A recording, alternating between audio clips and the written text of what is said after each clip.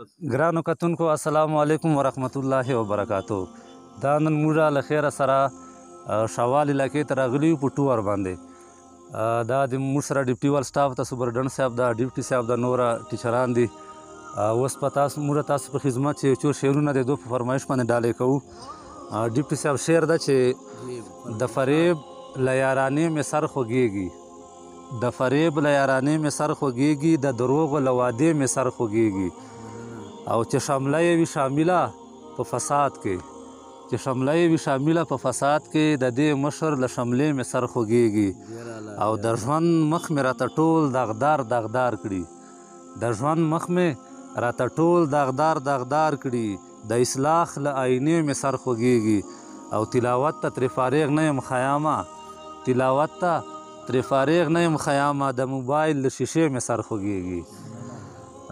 شعرونه دي چې په ما ګران دی داسې زر مې نه هېرېږي، په ما ګران دی داسې زر مې نه هېرېږي، هېروم یې خو لږ وخت به رانه اخلي، او د قسمت شیشه مې ماته د فلحال، د قسمت شیشه مې ماته د فلحال، جوړوم یې خو لږ وخت به رانه اخلي، او مین زړه ته مې د صبر تعویض وکړو، مین زړه ته مې د صبر تعویض وکړو، صبروم یې خو لږ وخت به رانه اخلي، او د وده کام سر ته ولاړې مه خیامه، د وده کام سر ته ولاړې مه خیامه، ویښوم یې خو لږ وخت به رانه اخلي.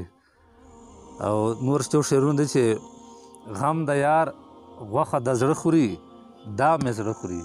سوپرډنټ صاحب غم د یار غوښه د زړه خوري، دا مې زړه خوري، هم وجود خوري هم مازغه خوري، دا مې زړه خوري. او عزیز الله صاحب ستا په جیل کې زما داسې طالبان شته، ستا په جیل کې زما داسې طالبان شته چې له لوږې نه واښه خوري، دا مې زړه خوري.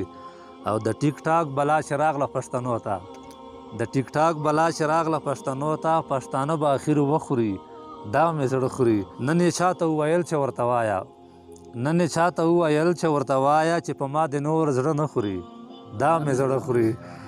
او د تخلیق سیبونه خوند کړي چې پاخه وي، دا بې صبره خلک یې شنه خوري، دا مې زړه خوري.